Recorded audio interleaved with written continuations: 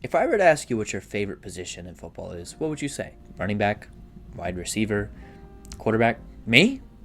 I'd say the interior of the defensive line. Not only is it my favorite position, I think outside of quarterback, it's the most important position on the football field. If you don't have a dog or two in the interior, odds are you don't have a good football team. Hello, my name's Tag. I'm a college student who loves football, loves to watch football, loves to talk about football, has a dream to work in sports.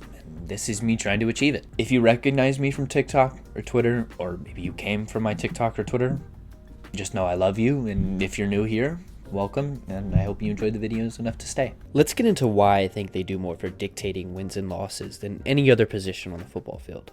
Other than quarterback, like I said. It comes down to their impact and how they make the lives of those around them easier. They're the backbone of any great defense. When you look at the top 5 defenses in the league right now, just strictly based on EPA per play, so it's easy, 3 of them have a guy or two on the interior. The Packers have Kenny Clark and Devontae Wyatt, although Kenny Clark's best days are probably behind him at this point. The Eagles have Jalen Carter, who's probably one of, if not my favorite players in the league right now. They also have Jordan Davis, 2 first-round picks. And then the Lions have Aleem McNeil and DJ Reader, who they brought in this offseason. Let's talk about the Lions, because I think they're the perfect example of the kind of impact a really, really good interior of the defensive line can play. For years in the NFL, the edge rusher has gotten all the shine on great defenses. I get it.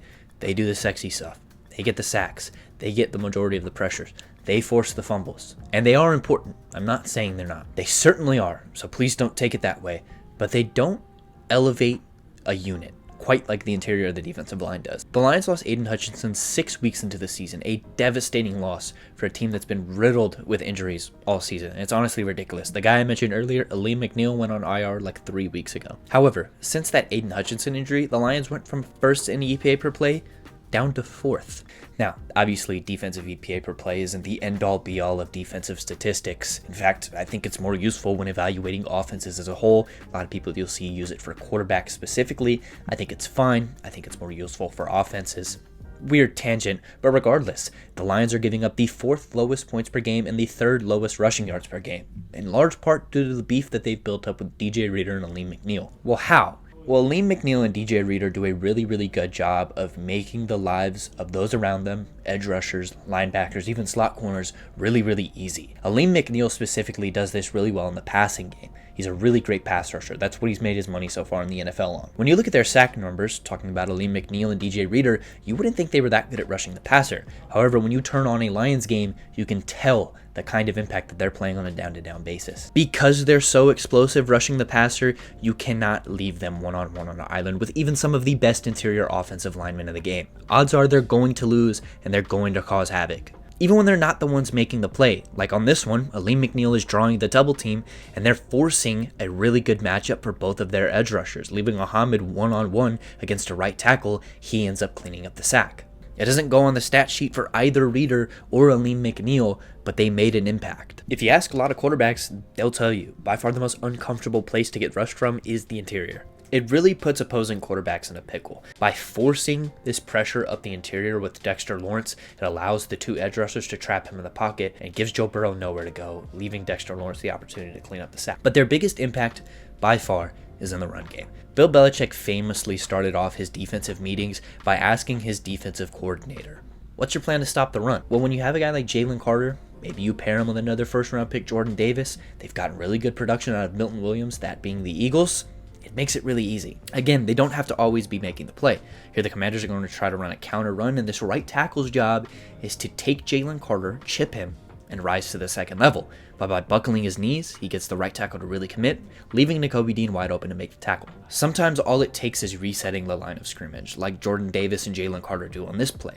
They force the offensive lineman up. It forces Rico Dowdle to rethink where he has to run here, cut it to the backside, and allow the edge rusher on the opposite side to clean up. You can really tell when the interior of the defensive line loses their job, because the job of the running back becomes so much easier. Whenever you see gaping holes created by an offensive line, it's because they reset the line of scrimmage, not the defense. So by not doing their job, they inherently make the job of their linebackers a lot harder, allowing guards to come up, rise to the second level, and take away them and open up lanes for the running backs. Jalen Carter's emergence, along with their other first-round pick Jordan Davis, is in large part why the Eagles have been such a a good defense this year, an Eagles defense that last year really crumbled down the stretch without their great production. That emphasis on the interior of the defensive line is something that I've respected in the way that Philly builds their rosters over the years. It's something that Howie Roseman has spent plenty of resources on since he became the GM in 2010. They won a Super Bowl in 2017 with Fletcher Cox, and they went back again with Fletcher Cox and Javon Hargrave. Speaking of the Super Bowl, every single team that has made an appearance since the 2019-2020 season has had a guy in the interior. Yes, is that list dominated by Chris Jones and the Kansas City Chiefs? Absolutely. But even outside of him, the Bucs had Vita Vea, the Rams had Aaron Donald, one of the greatest players in the history of the sport. The 2020 Niners had DeForest Buckner. Go Ducks, by the way. The 2024 Niners had Javon Hargrave, and the year before that, the Eagles had Javon Hargrave themselves. And then the Bengals. They had Larry Ogunjobi, who had a great season that year, and the young DJ Reader. Speaking of those Bengals, they're another example of the impact a defensive tackle can play. They're a defense that already struggled last year with DJ Reader, but since he departed, they have become so much worse. In fact, they're getting carried week in and week out by Joe Burrow. Think of some other awful defenses from this year. The Cowboys, they spent a first-round pick on a D tackle that hasn't exactly panned out, although he's shown some flashes as of late, but they can't stop the run. It's gashed them in years past. The Panthers already had a bad unit, but ever since they lost their defensive tackle, Derek Brown, in week 1, they've become so much worse. The Jags, not only do they have a star edge rusher, they have a star corner, but because their interior of the defensive line is so unbelievably awful, they've been a really bad defense this year. Even the Giants, who are kind of an outlier when you look at the bottom 5 of EPA per play, when they had Dexter Lawrence going crazy, dropping 7 sacks in 9 weeks to start the year, they were middle of the pack defensively. Now that he's kind of tailed off, they've become really bad. There's no distinct recipe in terms of what position you should be best at. There are teams that have won a Super Bowl best at quarterback. There are teams that have won a Super Bowl best at edge. There are teams that have won a Super Bowl best at offensive line. It doesn't matter. You can even be poor at some of the positions. There are teams that have won with bad quarterbacks. There are teams that have won with bad wide receivers. It doesn't matter. There's not a distinct recipe to this thing. However, if I was picking a Super Bowl roster and I had to pick one position where I had the undoubted best player in the league, I think I would go defensive tackle. This is just a longer version of a video I did on my TikTok when I had like 500 followers. It's one of my favorite videos to date. I had it pinned for a while, and then for some reason TikTok unpinned it. That app's confusing. But yeah, I hope you guys enjoyed. If you want to see more from me, please consider subscribing. Please go to my TikTok and Twitter. They'll be linked below.